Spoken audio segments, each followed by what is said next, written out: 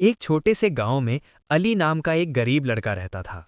अली बहुत मेहनती और ईमानदार था। उसके पिता एक छोटे किसान थे और माँ घर का काम करती थी। घर की हालत अच्छी नहीं थी, लेकिन अली के माता पिता ने उसे हमेशा एक ही बात सिखाई थी, हमेशा सच बोलो और अल्लाह पर भरोसा रखो। एक दिन अली मदरसे से पढ़कर घर लौट रहा था। रास्ते में उसे एक चमड़े का बटुआ पड़ा हुआ मिला।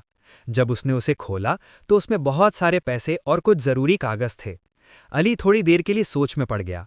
उसके घर में पैसे की बहुत जरूरत थी। अगर वो चाहे तो इन पैसों से अपने माता पिता की मदद कर सकता था, लेकिन तभी उसे अपने उस्ताद की बात याद आई। अल्लाह ईमानदार लोगों को बहुत पसंद करता है। अली ने फैसला किया कि वो बटुआ उसके असली मालिक को लौटाएगा। वो गांव में पूछताछ करने लगा। थोड़ी देर बाद उसे पता चला कि वो बटुआ गांव के एक बुजुर्ग व्यापारी हाजी साहब का है। अली तुरंत हाजी साहब के घर पहुंचा और बोला, हाजी साहब, क्या ये बटुआ आपका है? मुझे रास्ते में मिला था।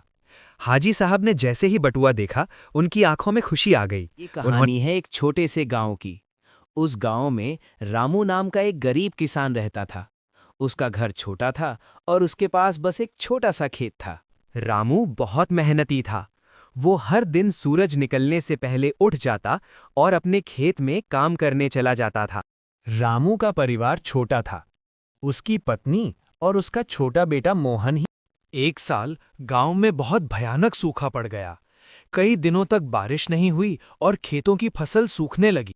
रामू खेत के किनारे बैठकर सूखी फसल को देख रहा था। उसे चिंता थी कि अगर फसल नहीं होगी तो उसके परिवार का क्या होगा। तभी उसका बेटा मोहन उसके पास आया और बोला, पिताजी, आप ही तो कहते हैं कि मेहनत करने वालों की कभी हार नहीं होती। कुछ महीनों बाद रामू के खेत में सबसे अच्छी फसल हुई। उस दिन पूरे गांव को समझ आ गया कि मेहनत और हिम्मत से हर मुश्किल को जीता जा सकता है।